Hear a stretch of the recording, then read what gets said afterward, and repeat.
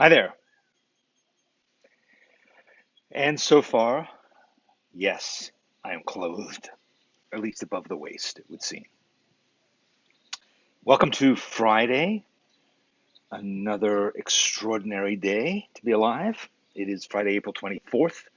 This is the live drawing party. I am Danny Gregory. You are here with me, and I'm very glad of it.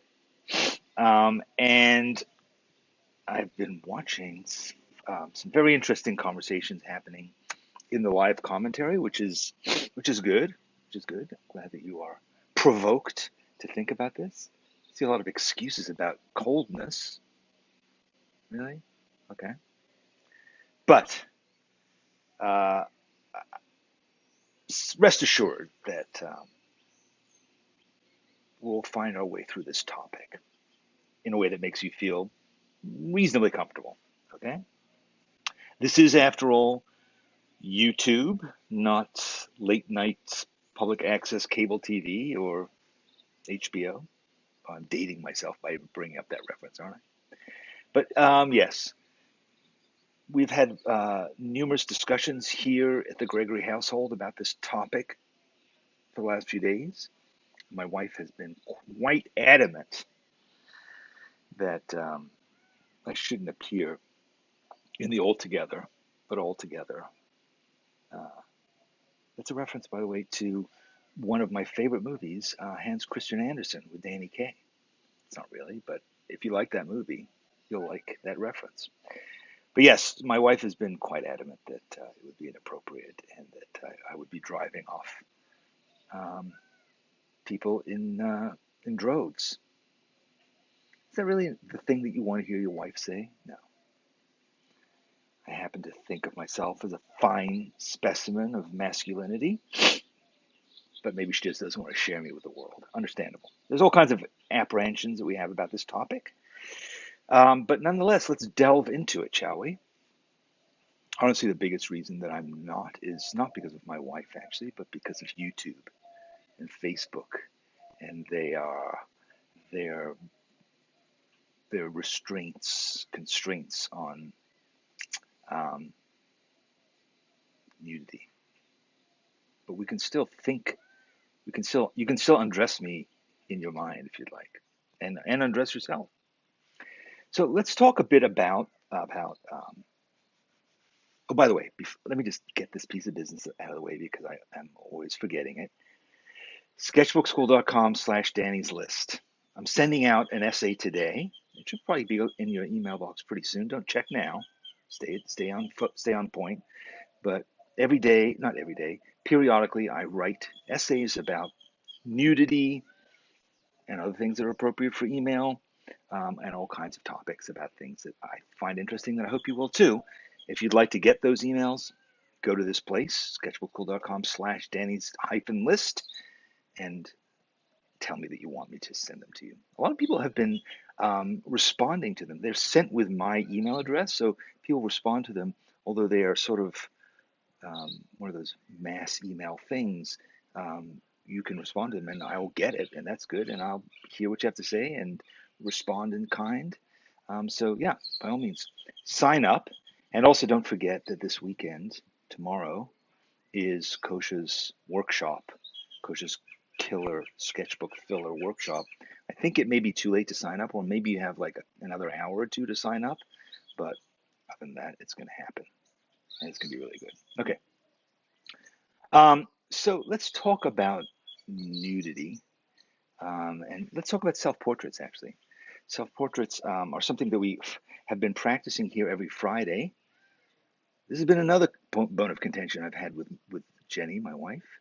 She said, "Do people really want to draw self-portraits every week?" And I say, "Well, maybe not. Maybe people don't like drawing self-portraits. It's true, I don't see that many posted. Maybe people don't like to share them. I like to draw them because I'm devilishly handsome, and particularly when I'm partially clothed. But also, I think it's a good topic. I think it's a good subject for drawing. And I think, particularly in this day and age, when we are going through changes, drawing self portraits is a great way to chart those changes, not only in our appearance, but also how we're feeling, our psychology, what's going on with us. And all of that comes out, whether you intend to or not, it comes out in a self portrait. And so that's what I'm thinking. Um, that it's as Cynthia has pointed out, it is good practice, but it is also, I think, a worthwhile topic for art. God knows a lot of artists have made self portraits, and a lot of times the reason is because it's cheaper than hiring a model. But I just want to go through and look at some some some naked self portraits and talk a bit about them. Okay, Frida Kahlo painted several naked self portraits like this one. Would you call this naked? Sort of naked, naked-ish, naked light. But she's also, of course, revealing her insides and her health issues, the pain that she lived with every day. And I think it's a very powerful image. So I'm glad that it's not titillating. I wouldn't say like, wow, that's hot, but I think it's revealing and communicates a lot about her. And I think that that's powerful. Alice Neal, one of my favorite painters, and she certainly did a lot of portraits. That was mainly what she did, but she also did a lot of nudes of other people, and she also painted at least this one that I know of herself. I think she was 80 years old when she painted it. Presumably, it was warm enough in the studio for her to strip down.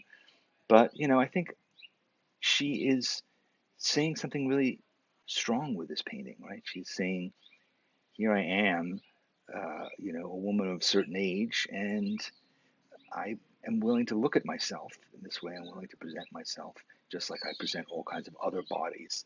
And, you know, Alice Neal, to me, there's a certain kind of looseness, even wonkiness to her paintings.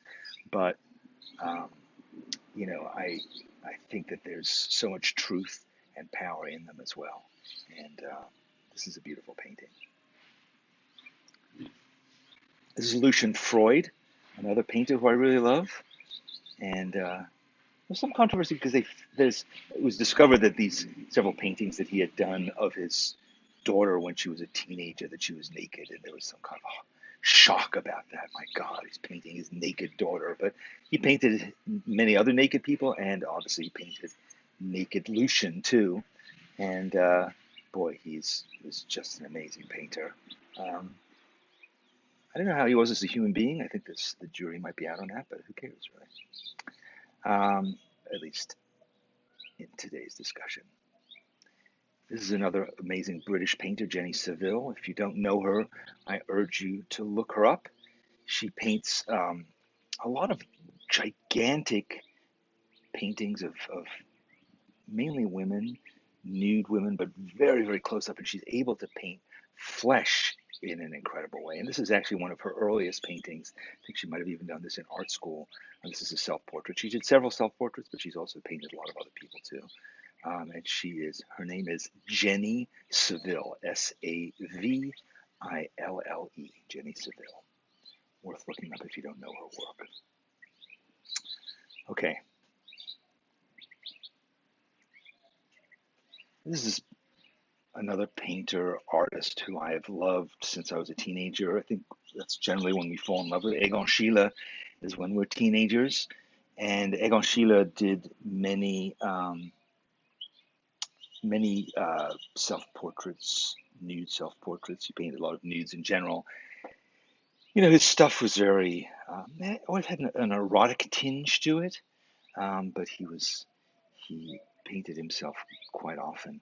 And in fact, I would say that my favorite painting by him is this one, which is a nude self-portrait. Incredibly powerful. Look at the sculptural quality to it. Look at those hip bones. And I don't know, this is just an incredible piece of construction and composition. And he did a lot of these sort of kind of mannered poses. And Egon Schiele, of course, not of course, you may not know this, but Egon Schiele and his wife and his mentor, Klimt, all died 102 years ago. In the fall of 1918, they all died of the Spanish flu. Egon Schiele's wife, Edith, died like 2 or 3 days before he did. The last piece of art that he made, in fact, was a drawing of her on her deathbed. And he was 28 years old. If you don't know Egon Schiele, I strongly encourage you to look him up. He was an incredibly gifted artist, but very, very controversial. I think even now, he's still controversial. And he is, particularly has a new relevance, I think, now in this day of quarantine and so forth. But just so like those piercing eyes, the bones, I love his line quality. You'll notice in one of his drawings that he has this kind of hard edge, like this outline that he draws, but it's not just a pure outline of the edge of the body, but it also kind of goes in to areas. It digs in. It violates just the perimeter and goes in, and then also just this combination of he used pastels. I think he used gouache and watercolor. Obviously, he drew in pencil, often on colored background paper. He's really a powerful person, powerful artist. So these are all so far naked self-portraits, but let's look at some naked pictures that are not nude. I think going back to Frida Kahlo, I think she was an artist who also had a lot of. I mean, I'm using the word naked perhaps incorrectly, but I think there was a nakedness to the way that she showed herself. For a woman to present herself in this, very honest, strong way was certainly out of sync with her times. It was the way women should be portrayed, of course, but I mean, I think she has become an icon in part because of her willingness to to present herself uh, in a way that feels right, in the way that feels true, who she is. The fact that she did so many self portraits, again, I think just she had, yeah, I think Sharman's right. It's authenticity is the word, but for the sake of social media controversy, let's call it naked. This is Jenny Saville again. Now imagine this painting is probably 8 feet high, I think. I mean, a lot of her paintings are gigantic. You go up to them and the figure overwhelms you, but a lot of it has this kind of loose, almost ugly quality to it. Like this is not pretty. This is strong and raw and powerful. And, I think this is a lot of courage too, to present yourself this way. It's a giant smeared face. It's a California artist you may not have heard of. His name is Don Bacardi. It's Bachardy. I think this is a really great self-portrait. It's watercolor, of course, um, but again, I think there's a lot of honesty and straightforwardness in this painting. The kind of taut cables of his neck, the lines in his face, and the look and the expression, which looks frankly afraid, right? And he's looking at himself deeply, and I think that that's really powerful, really powerful person as well. This is Cindy Crawford. I mean, Cindy Sherman. Cindy Crawford. That would be funny. No, this is Cindy Sherman. And Cindy Sherman, everything that she does is a self-portrait. Um, and recently she's been doing these, a lot of them on her iPhone. But she's not afraid to present herself as other characters, right? She's creating characters and she's making images using herself as a way of commenting on the world, on society, and on something, and on how we see different types, different how we see women. I mean, just in a lot of ways, everything is based in her, but she is always becoming something else. So I think that there's always like a synergy and a connectedness because of that.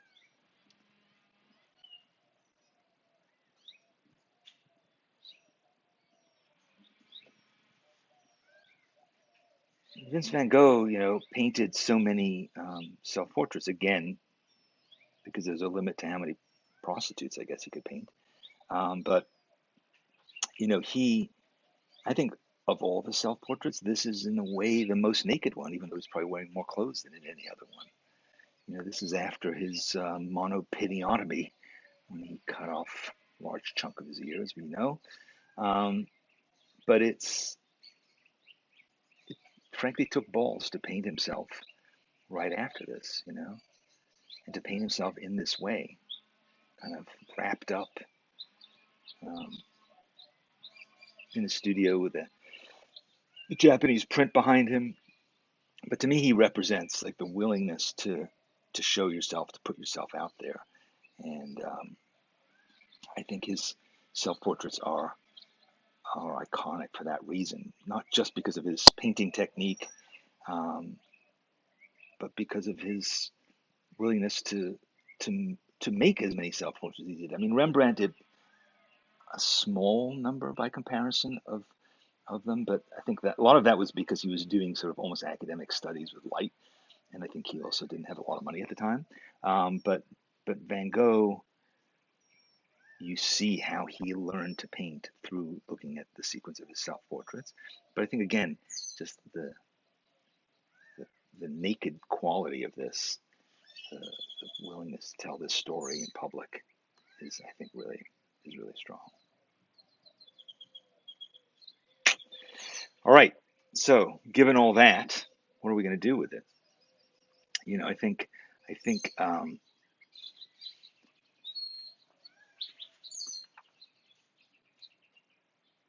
Okay, thank you. This just in. Yes. Sorry, Jenny just told me that as of right now we can't.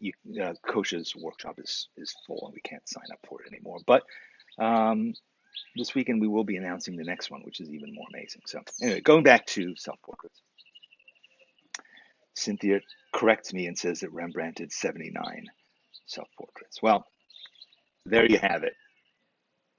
He was productive in all things. I think one of the difficulties, the challenges that people have with doing self-portraits, traditional artists, is um, people didn't necessarily want to buy them. So, you had to invest a fair amount of time and art supplies in making something that you couldn't sell. So I think that was a limitation too. Van Gogh wasn't selling anything, so whatever. So anyway, so let's think about what we're going to do with this self-portrait. Like how are we going to approach this idea of it being naked? You know, um, what are you going to say about yourself as you did this? Um, are you willing to do it? Or do you want to just watch me do it? You can watch me do it if you want to. But I think this might be maybe your goal now is to make a self-portrait that you don't really want anybody else to see. So I'm going to make this, and you're going to see it, but don't tell anybody, okay? And keep it between us. And let's see where we go. If you want to strip down, of course, and you prefer to just do a butt naked one, I might do that later on. It's the weekend after all.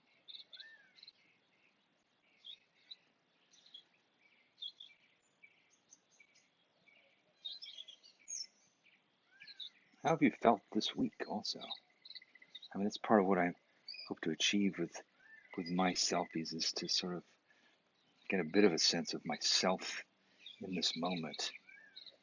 And this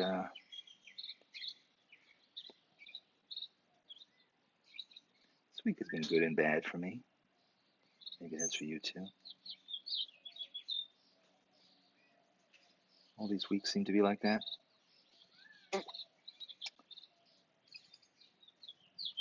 They have that quality of that grief has, in my experience. Grief can make your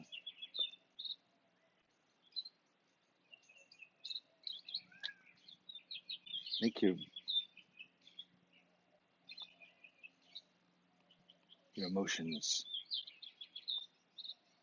jump around in unpredictable ways. And even at the best of times, things can come in and rock your world unexpectedly. Like what was going on that made you suddenly feel this way? Suddenly, out of the blue, you feel desperate or panicky or hopeless. And then it can just go away again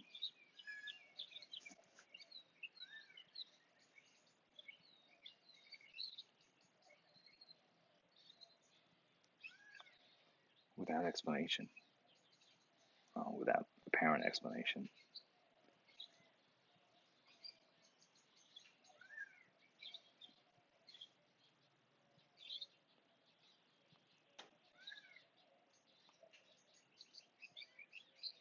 So yeah, so my week was a little bit like that, like just suddenly like wow, just feeling unmoored, and then suddenly feeling okay again.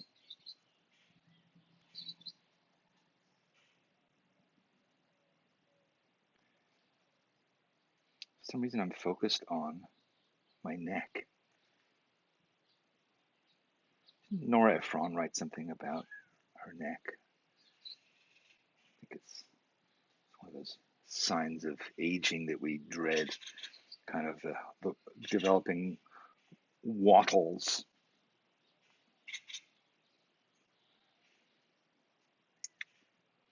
Why does somebody keep saying, "You are my dog"? That seems foolish. Oh well, I guess it's some teenager, some 11-year-old who is being obnoxious. Good on you, man.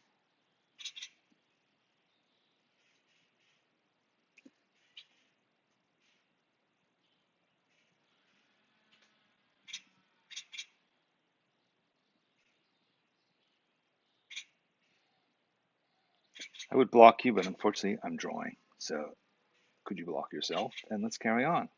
Let's carry on with self-examination.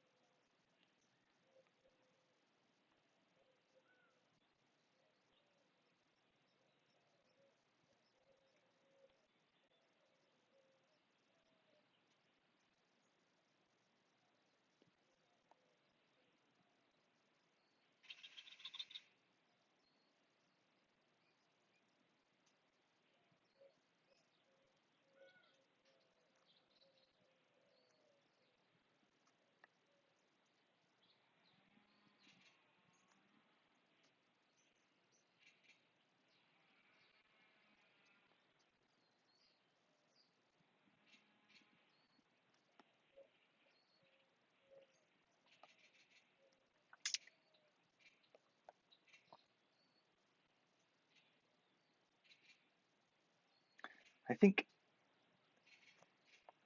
the the thing about doing this kind of drawing is I think it's difficult to actually do it intentionally. Like, I don't know, maybe Egon Schiele would tell us otherwise, but for me, it feels more like I just have to kind of be myself and not really try to tell a story with the drawing, but instead um,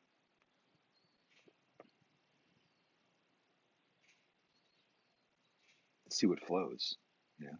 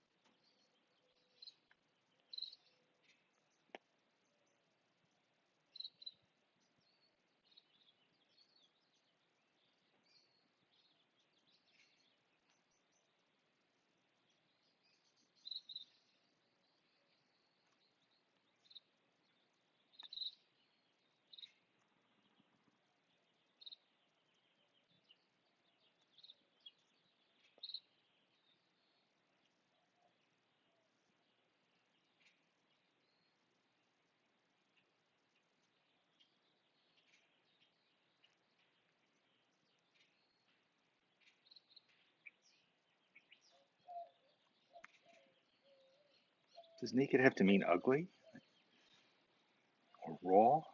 Maybe. maybe that is the case.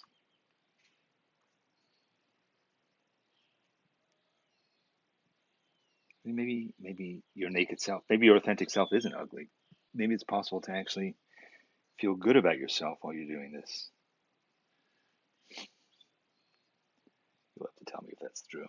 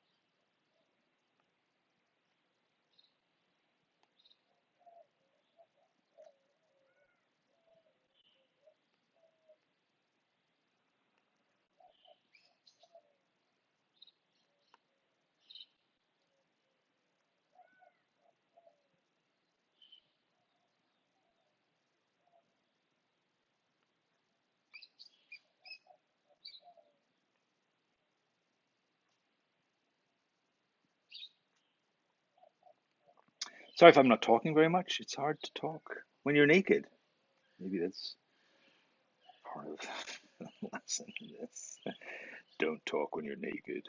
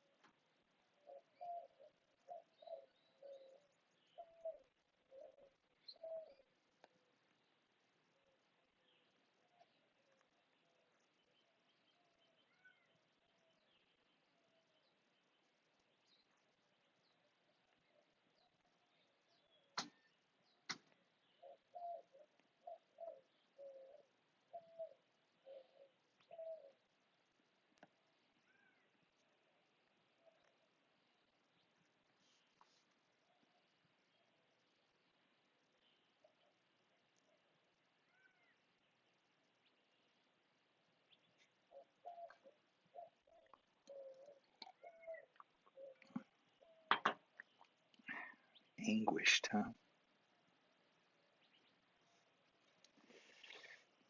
Strong word.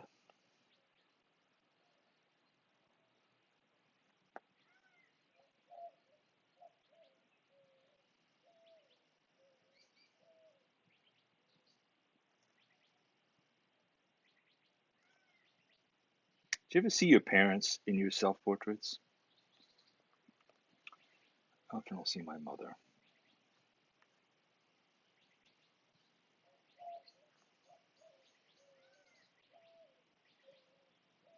Maybe around the eyes.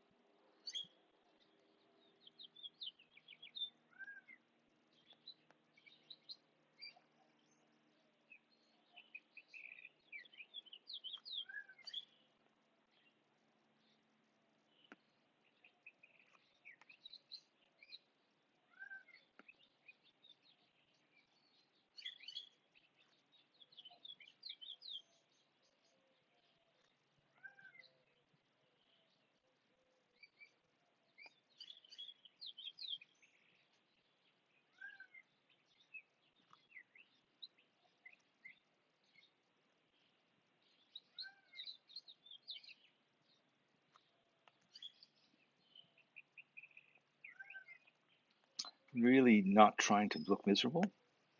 That's one of the things about drawing self-portraits a lot of times is you look just very kind of intently and slack-jawed as you're staring at yourself, and as a result, you end up having these sort of like kind of expressionless look on your face. So that's, I think, part of the trick of this is how do you not make yourself look like you are either, that you don't have what they call resting bitch face. It comes from just sort of sitting there looking in the mirror.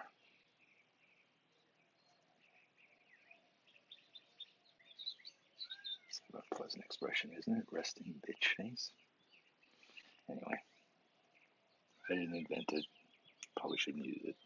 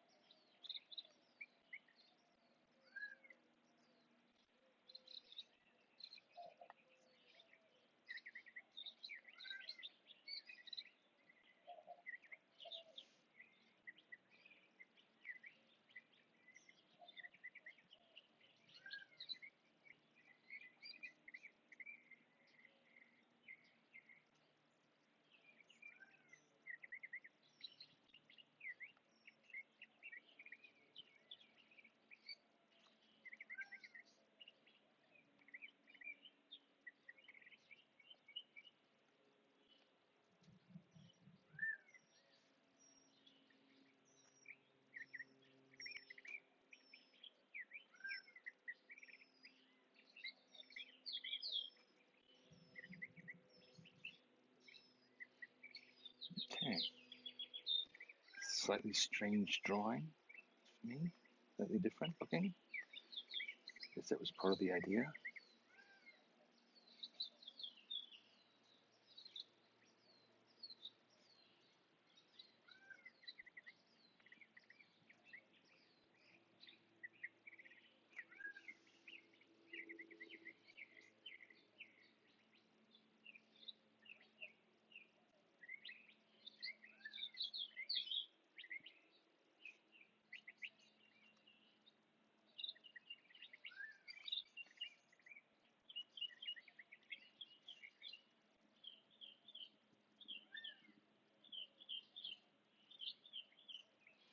Karen says,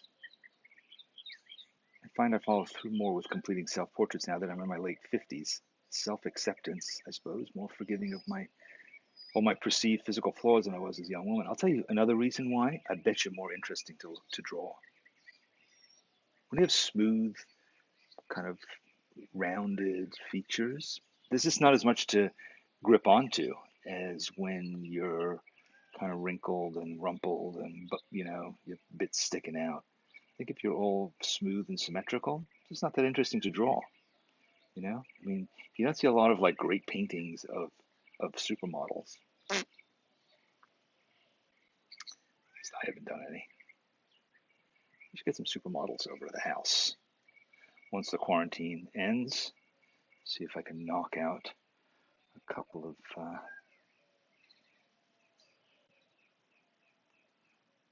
No, I don't think so. I think as we get older, it's a truism, of course, but as we get older, our lives appear on our faces and we become more individualized, more particular, therefore more interesting to draw. So, yeah, I'm going to keep working on this. I think in the spare time, some other things I might want to do. Let me just try. Give me 1 minute if you don't mind. I just want to try a couple things here.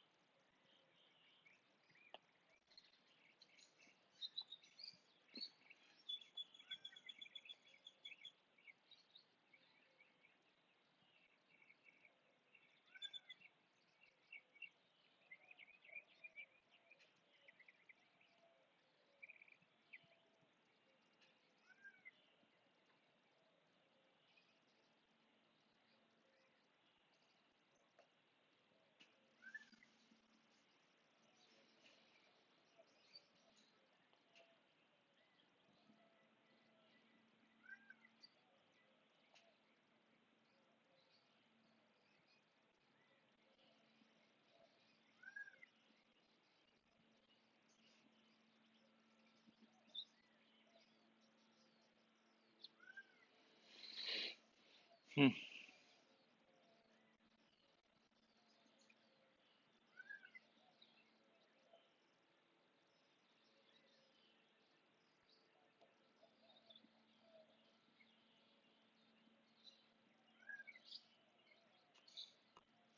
Yeah. All right. That's where I think I'll leave it today. Um,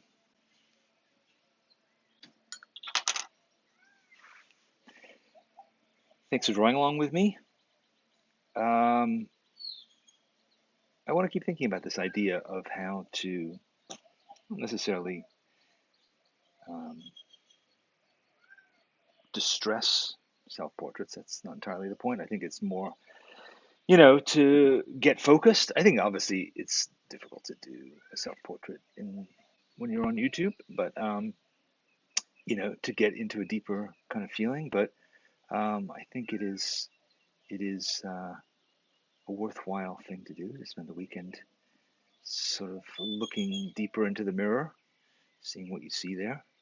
Um, I see some of you talking about using grids. Yeah, I'm not quite sure why, but it's up to you. I would say a grid.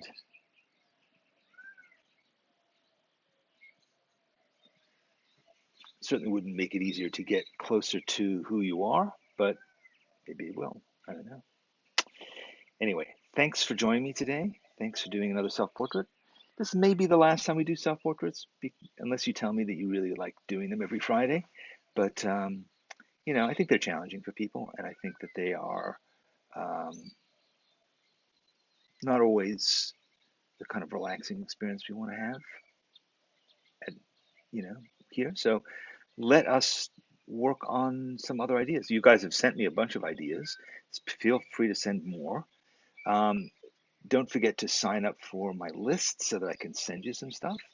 I just put together something that I'm sending you today, and I have more stuff that I want to send you. So let me do that by just telling me where to send it. And if you have anything that you'd like to share that you made today, you can put hashtag SBS Drawing Party on it, and then I'll probably see it. Put it on Instagram, put it on Facebook, put it on Twitter, put it in the schoolyard at sketchbook school. And so let's keep drawing together. I'll see you same time on Monday. Have a nice weekend. Make sure it is a weekend. Make sure it feels different than the rest of the week, just for the sake of a better sense of time passing. So I don't know, dress differently, eat differently, talk to different people, do different stuff. See if you can make it into a nice experience that's a week. That's what I plan to do, and have have an enjoyable time doing it. I'll see you next week on Monday, same time, same place.